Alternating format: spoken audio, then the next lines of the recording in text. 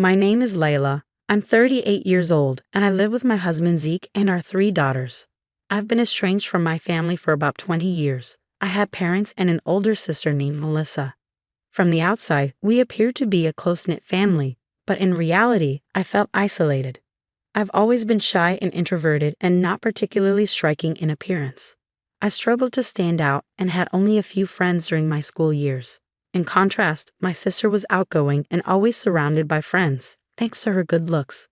My parents seemed proud of her and favored her in many ways. For example, when we were shopping for hair accessories, I said I wanted the pink one. But Melissa threw a fit, insisting, "I want the pink one too. It looks better on me than on Layla." My parents told me to give in, saying, "Let your sister have it. We'll buy you the blue one." Melissa always got new stuff while I got her hand-me-downs. Seeing my parents' favoritism, Melissa started treating me coldly. She even told me not to talk to her at school because she didn't want people to know I was her sister. That hurt deeply. As I got older, I felt the disparity between us more and more. I decided that once I graduated high school, I would leave home for good. Melissa went to an expensive private college and my parents struggled to pay her tuition. They told me, "We can't afford to send you to college. You'll have to figure it out yourself." I had no plans to go to college, so I told them I would move out and find a job after high school. They didn't seem to care. In fact, they even asked me to send them money once I was settled. I finally snapped. "After all these years of favoring Melissa, now you're asking me for money? I'm never coming back." My dad yelled at me, "After all we've done for you, how dare you talk back? You're dead to us."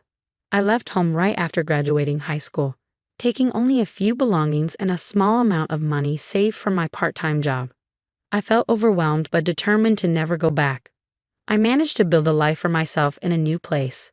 The company that hired me right after high school didn't pay much, but the people were kind and supportive. I felt fulfilled every day. The building where I worked contracted with a cleaning service, and that's how I met my husband Zeke. At first, we just exchanged greetings, but over time, we started making small talk. One day, he asked me out for dinner. I had always been drawn to his warm smile and diligent work ethic, so I accepted his invitation without hesitation. We went out several times, and after our third dinner together, he confessed his feelings, and we started dating. My relationship with Zeke was going well, and on our 3rd anniversary, we decided to get married. I thought it might be time for a family meeting, even though I wasn't thrilled about it. So I contacted my parents for the first time in years. Hearing their voices again brought back some memories. I told them about my upcoming wedding. "We only have one daughter, so what if you're getting married?" My dad's response was shocking. I was speechless and hung up the phone, tears streaming down my face. Even my wedding news was met with such indifference from my own parents. Zeke saw me crying and came over, comforting me with a gentle touch on my back. I told him about the phone call, and he looked sad. "Don't worry, Lee, you have me now, and my parents are thrilled you're joining our family." He hugged me tightly. That's right, I'm not alone anymore. I decided to focus on the positive and enjoy my life going forward. My in-laws were incredibly kind, much warmer than my own family. A couple of years later, our first daughter was born, and we were living fulfilling lives. One day, years after cutting ties with my family, I received a call. It was from my dad. I hesitated but answered, thinking it might be urgent. He sounded unusually cheerful. "Hey, Layla, how have you been?" my dad asked. "I'm doing well. I have a daughter now," I replied. "Never mind that. Your sister is getting married." I was shocked that my news about having a child was dismissed so easily, but I kept my composure. "That's great news. Congratulations," I said. My dad seemed pleased. "She's marrying a wonderful man, a businessman who owns several companies." Then came the unexpected invitation. "There's a wedding in 2 months. You should attend." I couldn't believe how insensitive he was. When I got married, the only people who celebrated with us were Zeke's family. I couldn't even invite my own family. Why should I attend my sister's wedding when you couldn't even offer me a single congratulatory word on mine? I asked. My dad replied, annoyed. It would be embarrassing if her in-laws thought she had an uncouth sister who couldn't attend her own wedding. "Make sure you come." He quickly told me the venue and date, then hung up. I felt somewhat obligated to attend. So I decided to go alone, leaving our daughter in Zeke's care. I had some time to kill before the meet and greet my dad had told me about. so I thought of hanging out at the hotel cafe. That's when I saw a familiar woman walking from the back of the lobby. It was my sister. "Layla, what are you doing here?" She seemed surprised to see me. "Congratulations on your wedding. Dad told me to come." Her eyebrows furrowed. "I told him not to invite you." Why would Dad do something like that? Apparently, my dad had invited me to keep up appearances. "I didn't send you an invitation, Layla. I haven't even arranged a seat for you." I felt sad again, being treated this way after making the effort to come. "If I'm not invited, I'll go home. I left my daughter with my husband to be here. Please explain to Dad," I said. As I was about to leave, my sister seemed to remember something. "By the way, Layla, you're married too, right? What does your husband do?" When I told her he was in the cleaning business, she scoffed. "Cleaning? That sounds dirty. Your house must stink like garbage. How can you stand such a man?" I lost my temper. "Stop insulting my husband's job. I'm very happy with my life. I don't want you or Dad interfering anymore. Never contact me again."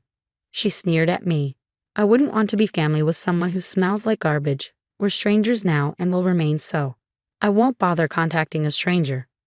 I stormed out of the hotel, only then noticing my makeup was ruined by tears. I had traveled 2 hours to the venue only to leave within 30 minutes. When I got home, my husband and daughter greeted me with smiles and I broke down again. Seeing my face, my husband seemed to understand. "You're home, Leela. This is where you belong," he said, hugging me. Our young daughter smiled at me and their warmth made me cry out loud. I hugged them back. I decided to forget about my dad, mom, and sister. My family is right here. That thought helped me return to my regular life. 10 years passed and I gave birth to 2 more daughters, making me a mom of 3. I had left my job after my first daughter was born but returned to work at the same cleaning company as my husband when things settled down. One day, while doing a big year-end cleaning at the office, I came up with an idea for a cleaning tool. I casually mentioned it to my husband at home, and he loved it.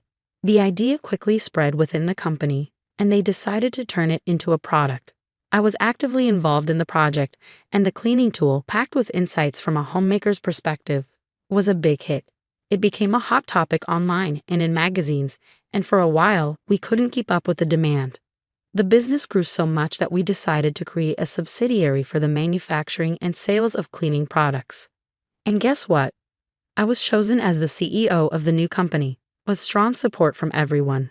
The company has grown into a $10 million business. I'm busy with work, and sometimes household chores take a backseat, but my husband and daughter support me, and we're living a busy yet happy life. However, something happened that would change all of this. The other day, a TV segment featuring me aired. It was a 20-minute segment on a lifestyle show covering my background and how I came up with my product. Thanks to that, inquiries increased and I was busier than ever. One day, I arrived at the office and was handed a note with a callback number. Someone had tried to reach me. I thought it might be another interview request, but when I looked at the number, my breath caught. It was my sister. I had blocked her and my parents' numbers after the wedding fiasco. She must have called the office after seeing my success on TV. I was wary. I debated calling her back, but decided to do so to avoid further disruptions at work. "Layla, long time no see," she greeted me casually. Annoyed by her casual greeting, I asked what she wanted. "You seem to be making good money now. How about helping us out a bit?" I was even more irritated. "Why would I do that now?" She retorted, "Don't act so high and mighty just because you're successful. My husband can make way more money than you if he had the capital. So give us some investment money." "There's no reason for me to invest in your husband's business. Don't call me again." I hung up furious. The call drained me emotionally, bringing back unpleasant memories. Just as I was trying to refocus on work, another call came in. This time, it was Dad. "Why won't you help your sister financially? She's your only sister," he yelled as soon as I picked up. "Have you forgotten what happened at the wedding? After all that, you expect." He cut me off. "Stop bringing up the past. That's why you're so gloomy." I was dumbfounded by his audacity. "My family consists of my loving husband and daughters. You're not my family anymore. Goodbye." I hung up, ignoring his protest. I thought that was the end of it, but I was wrong. My parents and sister showed up at my office. The receptionist was flustered as she came to get me. Showing up at my workplace is beyond inappropriate. Leave, I said. But Dad insisted. Come on, we're family. Let's continue our conversation from the other day. Not wanting to cause a scene at work, I contacted my husband, and we decided to meet them at home. The tension was palpable as both families gathered. I hate to be blunt, but you're here to ask for money, right? I don't have a single dollar for you. I took the lead. They laughed as if I was a joke. We're your blood relatives, Layla. If you're making money, we have a right to some of it, my sister said, and her husband nodded. With some financial help, I can run a business much more successfully than you. My brother-in-law spoke down to us. His rudeness confirmed he was cut from the same cloth as my sister and parents. The only connection I have with you is blood. I have no reason to help someone who's essentially a stranger to me. I tried to keep my voice steady, but anger made it quiver. Then let's stop being strangers from today. We'll be family again, my sister said almost mockingly. Just as I was about to retort, my husband gently placed his hand on my shoulder and stood beside me. Layla is already part of our family. We don't need you to be happy. In fact, aren't you the ones who need us? He spoke calmly but firmly, looking straight at my parents and sister. Shut up. You're just a janitor, right? Surrounded by garbage all day, and you dare to act superior? My husband is a businessman, not like you. My sister yelled, her face red. My husband replied, don't belittle janitorial work. It's an honorable job that keeps our community clean. Zeke is the CEO of the parent company of my business. My sister screamed in surprise. What, Leela? You never mentioned that. I thought he was just a janitor. Seeing the shocked faces of my parents and sister, I couldn't help but laugh. He wasn't the CEO when we got married. It was originally his father's company. Their faces turned sour. My husband continued, and if your husband is such a great businessman, he shouldn't need our financial help.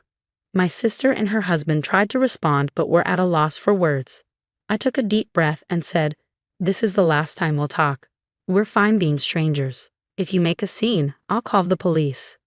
They glared at me, but my husband stepped in front of me and stared back. They left without another word. Later, my husband shared some surprising news.